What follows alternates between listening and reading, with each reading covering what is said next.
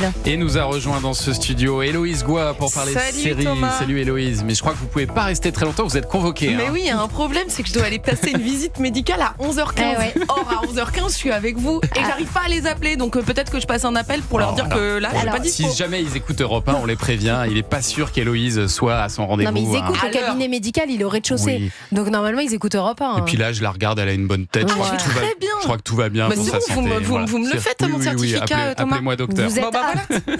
Et alors, on est donc très heureux d'être ce matin avec Tony Estanguet. Merci beaucoup d'être là ce matin. Merci beaucoup. Tony, pour revenir sur cette formidable aventure des JO de Paris. Parce que si on y réfléchit 2 minutes, ces JO, c'est quand même un des derniers moments où on a renoncé, on a ressenti peut-être pas une union nationale, mais au moins un moment de bonheur collectif en France. Depuis, je crois que ça nous est pas vraiment arrivé. Hein. En tous les cas, c'était émouvant, effectivement, de voir les Français heureux, de voir les Français même fiers de leur pays, de les voir hurler derrière des athlètes qu'ils ne connaissaient pas quelques jours auparavant, chanter la Des épreuves qu'on connaissait pas parfois aussi. Voilà, découvrir des sports, notamment sur les Jeux paralympiques. C'était une belle rencontre. C'est la première fois que la France organisait les Jeux paralympiques et je crois que c'était une belle réussite aussi parce que je pense qu'il y a eu, on a pris une petite claque quand même de voir derrière ces performances extraordinaires des athlètes paralympiques. Un message aussi d'unité, d'inclusion, voilà, ça fait du bien, je trouve, de mettre un peu de sens aussi dans les émotions. On a tous tendance à ressentir de temps en temps des émotions qui nous poussent à agir. Je pense que ce genre de moments, il faut pas les minimiser. Mais ça manque d'ailleurs. Ça nous manque. Et alors vous revenez justement sur toute cette histoire, cette aventure dans votre livre Par amour du sport. Nous, on a vibré tout un été, mais pour vous, c'est 10 années intenses de votre vie. On s'en rend compte. Est-ce que vous diriez d'ailleurs les plus intenses? Parce que vous avez beaucoup gagné, vous, aux Jeux Olympiques. Est-ce que c'était encore plus fort que ça? Oui, c'est ce que je raconte dans ce livre. C'est vrai que ça a été pour moi un moment clé dans ma vie de tourner la page d'une première vie d'athlète où pendant une vingtaine d'années quasiment, toute ma vie tournait autour de mon sport, de la compétition. Je voulais être le meilleur, je voulais gagner les Jeux Olympiques. Vous l'avez été, je rappelle, triple champion olympique. Voilà, et ça a été une quête un peu obsessionnelle tous les jours, de voir comment est-ce que je peux progresser, comment est-ce que je peux être meilleur, comment je repars au combat après une défaite, et ainsi de suite. J'ai adoré cette vie d'athlète. Ouais. Et en 2012, quand je décide d'arrêter ma carrière, les gens me disent attention, ça va être difficile de retrouver un projet, des émotions aussi fortes. Là, t'as atteint le Graal. Tu vas jamais retrouver un truc aussi fort que d'avoir été 3 fois champion olympique. Et en fait, je dois reconnaître que Paris 2024 m'a offert ce supplément d'âme. Non seulement j'ai retrouvé l'adrénaline du sport, de l'événementiel sportif, mais l'aventure collective, le fait d'être au milieu de tous ces acteurs, de devoir les embarquer, de devoir les convaincre, de devoir lutter contre le pessimisme quand même dans un pays où on ne croit pas trop en nous, on critique tout le temps.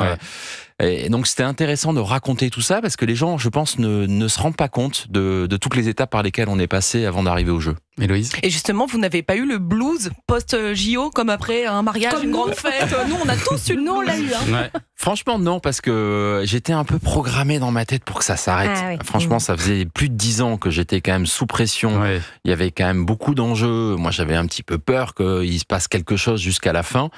Donc, quand on m'a dit ça y est, c'est fini. Plutôt du soulagement, en fait. Ouais, j'étais soulagé. J'avoue que j'étais soulagé, très satisfait, bien évidemment, et heureux, mais content aussi que ça s'arrête pour calmer le jeu, prendre quelques mois, digérer tout ça, parce que ma vie a quand même changé avec ces jeux. J'ai été sous le feu de la rampe, j'ai fait des choses que je n'avais jamais fait auparavant. Donc voilà, tout ça, c'est pas anodin et j'avais besoin de prendre un peu de distance avec cette vie et écrire folle. Ce livre, hein. Et alors moi j'étais assez épaté dans ce livre par tous les détails, comment vous arrivez à vous souvenir de chaque date, les rendez-vous, les personnes présentes. Bon, j'imagine que vous aviez des petites notes quand même, des agendas aussi qui vous ont aidé. Exactement, des agendas. Les notes, non, en fait, je tenais pas de journal de bord ou je notais pas, même si tout le monde disait mais ce que tu vis est dingue, il faut que tu prennes des notes parce qu'un jour il faudra raconter cette histoire. Moi, j'étais pas là-dedans. J'étais dans déjà, je vais essayer de réussir les jeux. Ne commencez pas à imaginer l'après parce que je n'ai aucune idée de ce que sera l'après. Donc, il a fallu se replonger dans l'agenda avec mon assistante, retrouver toutes les dates, tous les temps forts, les réunions importantes, qui était présent à cette réunion, essayer de croiser un peu nos souvenirs.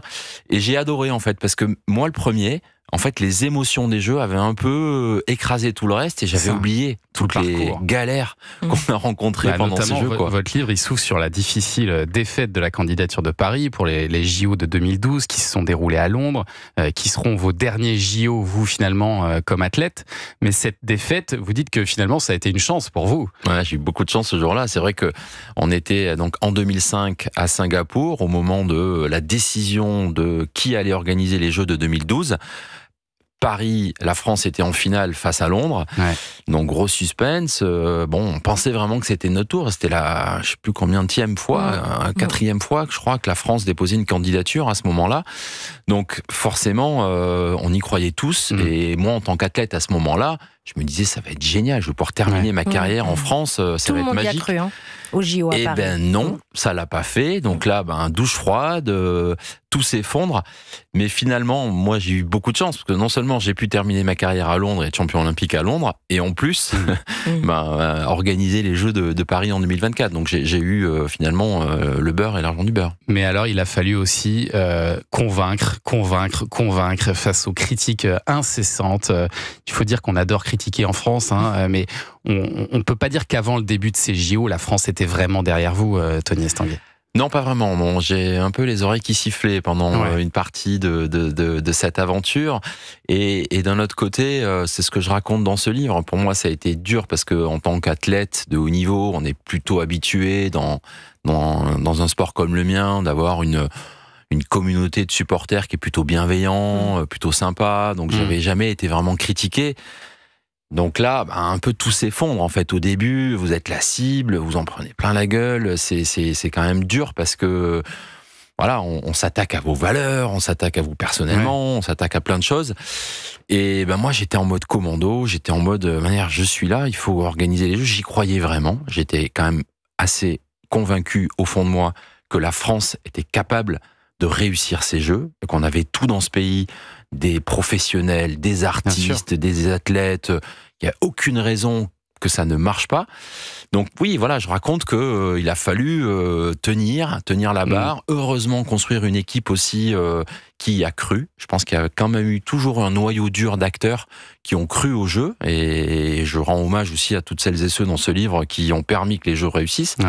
Mais voilà, pour moi, ça a été quand même une aventure. Et les critiques, elles ont continué. Même aujourd'hui, là, il y a quelques semaines encore, Nelson Montfort qui critiquait une partie de la cérémonie d'ouverture. On va en parler de ces critiques dans un instant sur la cérémonie d'ouverture. Et puis, on va parler série aussi avec Héloïse Gour. On revient tout de suite sur Europe 1.